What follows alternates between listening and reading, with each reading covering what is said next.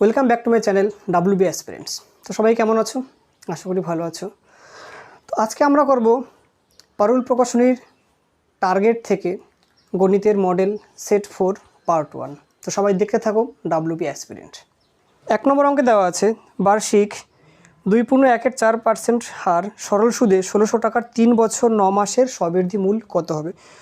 আমরা লিখে নেব, আসল লিখে নেব। আসল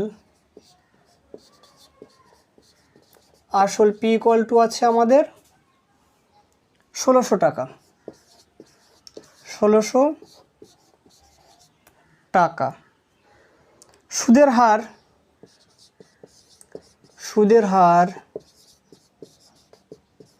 আর এর মান দেওয়া আছে 1/4%। তো আমরা সামনে লিখতে পারি কি যে 9/4%। সময়টি দেওয়া আছে 3 বছর 9 মাস, 3 বছর 9 মান্থ।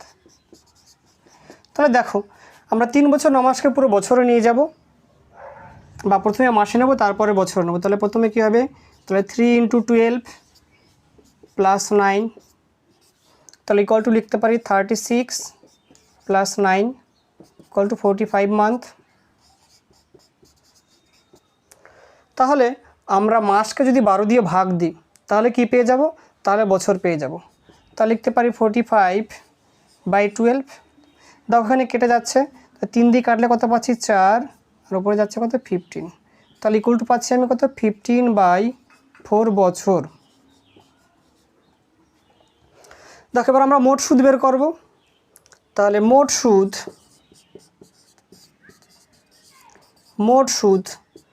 I = আমরা কি জানি? PR/T/100। তো আমাদের P এর মান দেওয়া আছে 1600, আর এর মান পাচ্ছি কত? আমি 9/4 পাচ্ছি। সময় পাচ্ছি 15/4, আর বাই কত? 100। তো এখানে আমরা লিখতে পারি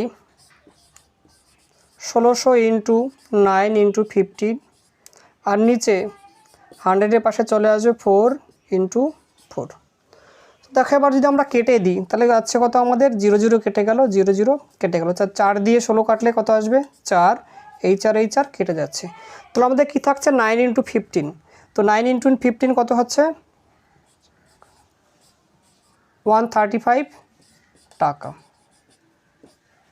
তো দেখো আমাদের বের করতে দিয়েছে কি? স্ববৃদ্ধি মূল বা সুদ আসল।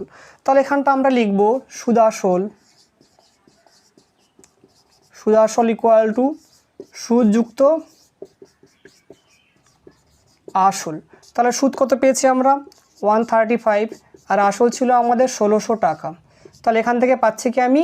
1735 টাকা। তো এক্ষেত্রে আমাদের সঠিক উত্তর হচ্ছে অপশান বি। 2 নম্বরে দেওয়া আছে একটি যন্ত্রের দাম 2 লক্ষ টাকা। প্রথম বছরের দাম 15% কমে, দ্বিতীয় বছরে 10% কমে। তাহলে 2 বছর পর যন্ত্রাংশটির দাম কত হবে? তাহলে আমাদের কী কী তথ্য দেওয়া আছে লিখে নেব। যন্ত্রের দাম পি দেওয়া আছে কত? আমাদের 2 লক্ষ টাকা।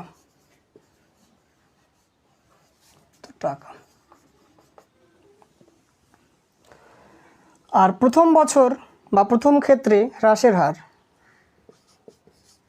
প্রথম বছর হ্রাসের হার R1 লিখে নেব, কত আছে আমাদের? 15%। দ্বিতীয় বছর হ্রাসের হার লিখে নেব আমরা R2, কত পাচ্ছি আমরা? 10%। তাহলে 2 বছর পর যন্ত্রের দাম কত হবে? আমরা একবারে করে নিচ্ছি। বছর পর যন্ত্রের দাম হবে, তাহলে লিখতে পারি কি? P × যদি প্রথম বছরের হিসাবটা করি তাহলে কী পাবো আমরা? P × 1 - R/100 যদি পর কত যাবে? সময় 1 বছর। দেখো তাহলে প্রথম 1 বছরে কমে যেটা আসবে সেটাই কি দ্বিতীয় বছরের ক্ষেত্রে পি হয়ে যাবে।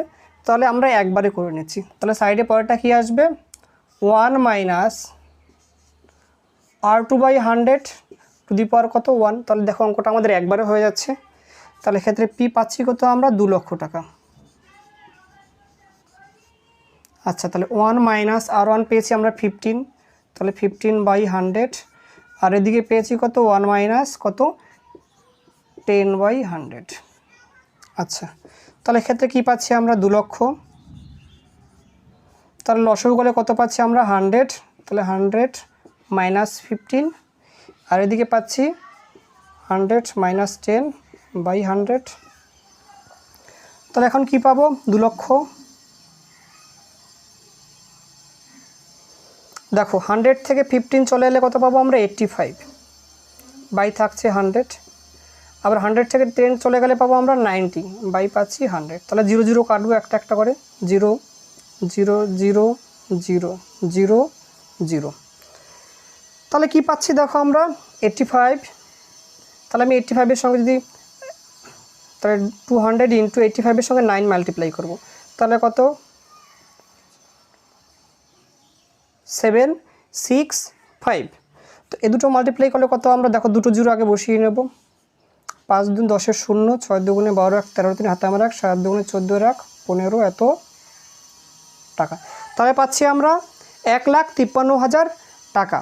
তো আমাদের সঠিক অপশন হচ্ছে কোনটা অপশন ডি। আমাদের 3 নম্বরে দেওয়া আছে √72 মাইনাস √x ইকুয়াল টু √32। আমাদের x এর মানটা বের করতে দেওয়া হয়েছে। তো দেখো এটাকে যদি আমি লিখি বা 72কে কীভাবে লিখতে পারি আমরা 36 × 2 লিখতে পারি মাইনাস √x ইকুয়াল টু 32কে কি লিখতে পারি 16 × 2 তা লিখতে পারি। আবার বা দেখো 36 থেকে একটা 6 বাইরে আসবে, তাহলে পাচ্ছি আমরা 6√2 মাইনাস √x আর 16 থেকে বাইরে আসবে কত 4 আসবে, তাহলে পাচ্ছি কত 2। তাহলে লিখতে পারি বা 6√2 মাইনাস 4√2 ইকুয়াল টু পাচ্ছি কি √x। তাহলে বা এই দুটো বিয়োগ করলে কত পাবো 6√2 থেকে 4√2 চলে গেলে থাকে আমাদের 2√2 ইকুয়াল টু পাচ্ছি √x। তাহলে বা এটাকে আমি ঘুরিয়ে লিখতে পারি, তো √x ইকুয়াল টু 2√2। তাহলে দেখো আমাদের মান জানতে চাইছে x এর, তাহলে x এর মান বের করতে গেলে উভয় পক্ষ বর্গ করতে হবে। তাহলে কি পাবো x ইকুয়াল টু পাবো 2√2, লিখে নেবো উভয় পক্ষ বর্গ করে, উভয় পক্ষ বর্গ করে। তাহলে দেখো কি পাচ্ছি বা x ইকুয়াল টু পাচ্ছি উভয় পক্ষ বর্গ করলে আসবে 2 × 2 4, 4 × 2 কত 8। তাহলে আমাদের উত্তর হবে কত 8। আর সঠিক অপশন কি সি। 1-4 দেওয়া আছে 10 সেমি ব্যাসার্ধের একটি বৃত্তর কেন্দ্র থেকে একটি জ্যায়ের দূরত্ব 6 সেন্টিমিটার হলে জ্যায়ের দৈর্ঘ্য কত। তাহলে আমরা বৃত্তটা এঁকে নেব। তাহলে বৃত্তের ব্যাস কত পাচ্ছি আমরা 10 সেন্টিমিটার পাচ্ছি। আর কে দেওয়া আছে বৃত্তের কেন্দ্র থেকে একটি জ্যায়ের দূরত্ব 6 সেন্টিমিটার।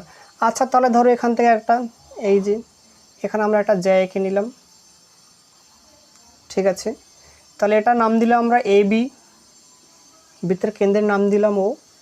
তাহলে যে জ্যাটা এখানটা নাম দিলাম আমরা কত ডি নাম দিলাম, তাহলে আমি ও আর বি যুক্ত করে দিলাম। তো ব্যাসার্ধ বলা আছে ও বি, তাহলে বৃত্তের ব্যাসার্ধ কত পেয়েছি এটা পেয়েছি আমরা 10, এটা পেয়ে গেছি কত 6।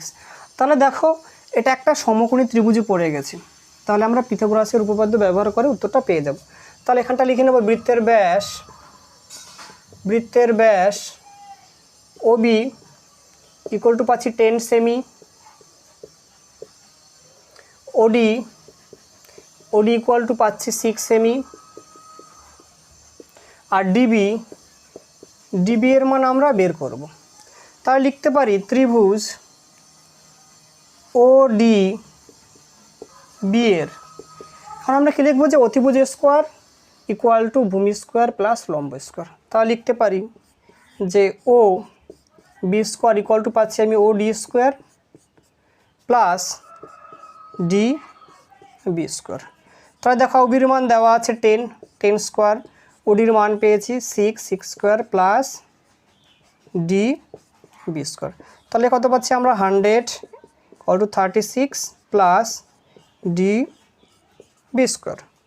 তাহলে এবার দেখো আমরা লিখতে পারি বা ডিবি স্কোয়ার ইকুয়াল টু কত আছে 100 মাইনাস 36, তাহলে এক্ষেত্রে আসবে কত আমাদের 64। তাহলে বা ডিবি স্কোয়ার ইকুয়াল টু 64। তাহলে লিখতে পারি বা ডিবি ইকুয়াল টু লিখতে পারি আমরা √64। তাহলে আমাদের ইকুয়াল টু কত আসবে 8। তাহলে আমরা এই যে ডিবি এখান থেকে এইটুকু কত পেলাম আমরা 8 পেলাম, তার পুরোটা কত হবে 2 ইন্টু হবে। তাহলে লিখতে পারি যে এবি ইকুয়াল টু হবে 2 ইন্টু ডিবি।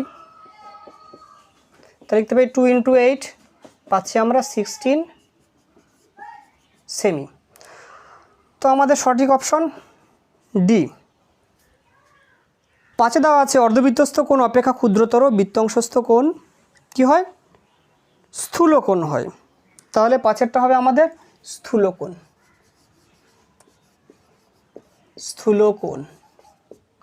আর স্থূলকোণ কাকে বলে? যে কোণের মান এক সমকোণ অপেক্ষা বড়, মানে হচ্ছে কত গ্রেটার দ্যান 90 ডিগ্রি। 90 ডিগ্রি অপেক্ষা যখনই বড় কোণ হবে তখন সেটা হবে স্থূলকোণ। তাহলে আমাদের অপশন বি। 6 দেওয়া আছে একটি চোঙের আয়তন 385 ঘন সেমি এবং উচ্চতা 10 সেমি হলে ভূমির ব্যাস কত? তাহলে আমাদেরকে যদি একটা চোঙ যদি আঁকি, আমরা চোঙ পেয়ে গেলাম, ভূমির ব্যাস কত দেওয়া আছে? ভূমির ব্যাস দেওয়া নেই, এটা আমরা বের করব। আচ্ছা, তাহলে ব্যাসার্ধ আমি আর ধরে নিলাম, আর উচ্চতা এখান থেকে এই উচ্চতাটা কত দেওয়া আছে আমাদের এইচ ইকুয়াল টু দেওয়া আছে 10 সেমি। তো আমরা লিখে নেব, ধরি চোঙের ব্যাসার্ধ আর ইকুয়াল টু কত দেওয়া আছে আমাদের দেওয়া নেই, এটা বের করতে হবে। উচ্চতা এইচ ইকুয়াল টু দেওয়া আছে আমাদের 10 সেমি। আয়তন ইকুয়াল টু কী হবে পাই আর স্কোয়ার এইচ ঘন সেমি। তাহলে দেখো লিখতে পারি আমরা প্রশ্ন মতে পাই আর স্কোয়ার এইচ ইকুয়াল টু কত দেওয়া আছে আমাদের 385। তাহলে বা পাইয়ের মান কত 22/7, আর এর মান আমরা জানি না, এইচ দেওয়া আছে 10 ইকুয়াল টু 385।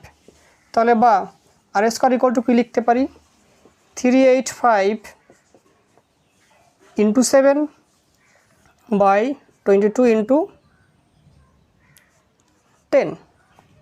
তাহলে আমরা 11 দিয়ে কাটবো, 11 দিয়ে কাটলে পাবো 2, আর উপরে কাটবো 33 35। 5 দিয়ে কাটবো আবার 5 7 35, 5 দুগুণে 10। তাহলে আমরা কি পাচ্ছি 49/4। তাহলে এটা হচ্ছে আর স্কোয়ারের মান।